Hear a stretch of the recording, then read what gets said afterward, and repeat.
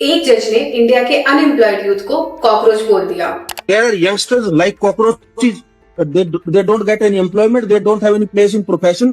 Some of them become media. Some of them become social media. Some of them become RTI activists. Some have become another activist. और youth ने क्या किया? क्या वो रोने लगे या फिर वो चुपचाप बैठे रहे? नहीं, बल्कि इस बार उन्होंने पूरी एक पॉलिटिकल पार्टी बना दी और नाम रखा CJP, कॉकरोच जनता पार्टी। और इंस्टाग्राम पर सिर्फ एक हफ्ते के अंदर इनके 2 करोड़ से ज्यादा फॉलोअर्स आ गए। कांग्रेस, बीजेपी, AAP सब पीछे रह गए इनके फैन फॉलोइंग में। तो आज हम जानेंगे इंडिया की सबसे फास्ट ग्रोइंग, सबसे फनी और एक बहुत ही इंपॉर्टेंट मूवमेंट के बारे में। आखिर शुरुआत कैसे हुई? तो बात है 15 मई 2026 की। सुप्रीम कोर्ट में एक हियरिंग चल रही थी कॉन्टेम्प्ट पिटीशन से रिलेटेड। उस हियरिंग के दौरान chief justice of India Suryakant ने कुछ ऐसा बोल दिया जिसने पूरे इंटरनेट पर आग लगा दी। उन्होंने अनएम्प्लॉयड यूथ और गवर्नमेंट क्रिटिक्स को कॉकरोचेस और पैरासाइट्स ऑफ सोसाइटी कह दिया। बाद में उन्होंने क्लेरिफाई किया कि उनकी बात को कॉन्टेक्स्ट से बाहर ले जाया गया, लेकिन तब तक बहुत देर हो चुकी थी। यही एक इंसल्ट एक स्पार्क बन गया। बोस्टन यूनिवर्सिटी का स्टूडेंट अभिजीत दिपके, जो पहले आम आदमी पार्टी में पॉलिटिकल कम्युनिकेशन का काम करते थे, उन्होंने सोचा कि ठीक है, अगर हम कॉकरोचेस हैं तो कॉकरोच ही सही। और 16 मई 2026 को उन्होंने फाउंड की कॉकरोच जनता पार्टी। ये मूवमेंट रॉकेट की तरह उठा। इंस्टाग्राम पेज खोले गए, वेबसाइट लॉन्च की गई और फिर जो हुआ वो इंडिया ने पहले कभी नहीं देखा था। सिर्फ एक हफ्ते में 2 करोड़ 22 लाख से ज्यादा फॉलोअर्स आ गए। ये ऑलमोस्ट डबल था बीजेपी के ऑफिशियल गवर्नमेंट अकाउंट से। मीम्स की फैक्ट्रीज चालू हो गई। लोग AI से कॉकरोचेस के इमेजेस बनाने लगे जो न्यूज चैनल्स और न्यूज़पेपर्स तक पहुंच गए। लोग कॉकरोच कॉस्ट्यूम्स पहनकर वीडियोस और रील्स बनाने लग गए। और इन सब के बीच में 3.5 लाख से ज्यादा लोगों ने ऑफिशियल वेबसाइट पर साइन अप कर दिया था। और सबसे इंटरेस्टिंग चीज, दीपिका का कहना था कि उनके सोशल अकाउंट पे हैकिंग अटेम्प्ट्स भी हुए। उन्होंने डेटा दिखाया कि 95% लोग और उनके फॉलोअर्स इंडिया से थे। उन क्लेम्स का जवाब देते हुए जिन्होंने उनको ये बोला था कि ज्यादातर फॉलोअर्स इनके पाकिस्तान से हैं। ये मूवमेंट सिर्फ मीम तक सीमित नहीं रहा, बल्कि ये एक फोर्स मूवमेंट बन चुका था।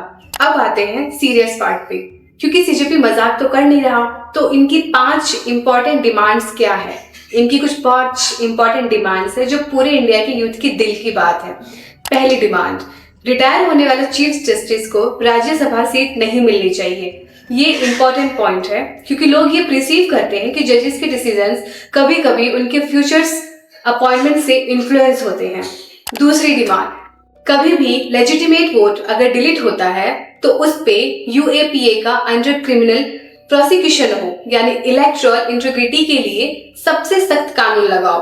तीसरी डिमांड, पार्लियामेंट और कैबिनेट में 50% वुमेन्स रिजर्वेशन होनी चाहिए। अभी इंडिया के पार्लियामेंट में सिर्फ अराउंड 13% महिलाएं हैं। CJP इसका डायरेक्ट सॉल्यूशन मांग रही है। चौथी डिमांड, अंबानी और अडानी के ऑन्ड मीडिया हाउसेस के लाइसेंस कैंसिल किए जाएं। मीडिया मोनोपोली के खिलाफ ये एक डायरेक्ट स्टेटमेंट है। और पांचवी डिमांड, जो पॉलिटिशियन पार्टी छोड़ता है उसे 20 साल का पॉलिटिशियन बैन मिले। तो ये कुछ 5 इंपॉर्टेंट डिमांड थे CJP के, जो पूरे इंडिया के यूथ चाहते हैं। लेकिन इस बीच में हमारे न्यूज चैनल्स क्या कर रहे थे? क्या वो दूसरे प्रॉब्लम्स पे फोकस कर रहे थे? नहीं, वो फोकस कर रहे थे मोदी और मेलोडी के मुद्दे पर। Prime Minister Modi brought us a gift, a very, very good toffee. Melody. क्योंकि इस प्रोटेस्ट से ज्यादा इन न्यूज चैनल्स के लिए ये बात इंपॉर्टेंट थी कि आखिर मेलोडी इतनी चॉकलेटी क्यों है? क्या ये सिर्फ एक जोक है या फिर सच में कुछ बदलने वाला है? अब यहाँ पर एक बहुत ही इंपॉर्टेंट क्वेश्चन आता है कि CJP एक ट्रेंड मूवमेंट है जिसे लोग कुछ दिनों में भूल जाएंगे, या फिर ये सच में भी कुछ बदल सकता है? एक तरफ देखें तो ECI में ये रजिस्टर्ड नहीं है, तो इलेक्शंस भी नहीं लड़ सकते। अभिजीत दिपके, जो कि खुद बोस्टन यूनिवर्सिटी का एक स्टूडेंट है, इंडिया में परमानेंटली सेटल्ड भी नहीं है। ऑनलाइन फॉलोअर्स और सड़कों पे जो नंबर्स दिखे उनमें एक बहुत बड़ा डिफरेंस था। ऑनलाइन इनके करोड़ों फॉलोअर्स थे, लेकिन सड़कों पे सिर्फ हजारों आए। लेकिन दूसरी तरफ देखा जाए तो ये मूवमेंट एक पैटर्न फॉलो करता है जो साउथ एशिया में काफी पावरफुल रहा है। श्रीलंका, बांग्लादेश, नेपाल, सब जगह youth lead social media movements ने रियल पॉलिटिकल चेंज लाए। बांग्लादेश में 2024 में एक सिमिलर यूथ मूवमेंट ने पूरी गवर्नमेंट गिरा दी थी। इंडिया में अनएम्प्लॉयमेंट रेट यंग ग्रेजुएट्स के लिए ऑलमोस्ट 40% है। ये फ्रस्ट्रेशन रियल है और ये गुस्सा भी रियल है। जैसे कि एक स्टूडेंट ने कहा, I believe the CJP started at satire. I really like the way it's going in. The youth need the platform where we can put up our demands because the most political parties miss the issues which are actually important. ये feeling लाखों लोगों की है, ये feeling लाखों लोगों के मन की बात है। हिस्ट्री बताती है कि जब इंसल्ट्स को रिक्लेम किया जाता है तो मूवमेंट्स और ज्यादा ड्यूरेबल बन जाती है। CJP ने कॉकरोच को रिजाइलेंस का सिंबल बना दिया और कॉकरोच की सबसे बड़ी क्वालिटी क्या है? सर्वाइवल, क्योंकि इन्हें स्क्वैश करना काफी मुश्किल होता है। तो ये था कॉकरोच जनता पार्टी का पूरा सच। एक जज के 2 वर्ड से लेकर 2 करोड़ फॉलोअर्स तक का सफर। और ये जेनजी का एक मैसेज है कि हम देखेंगे भी, सुनेंगे भी, बोलेंगे भी और सवाल भी उठाएंगे, चाहे सिस्टम हमें कॉकरोच ही क्यों ना बोले।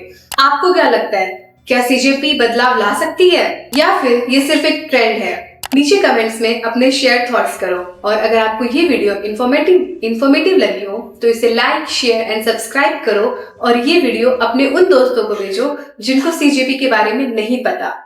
मिलते हैं अगली वीडियो में।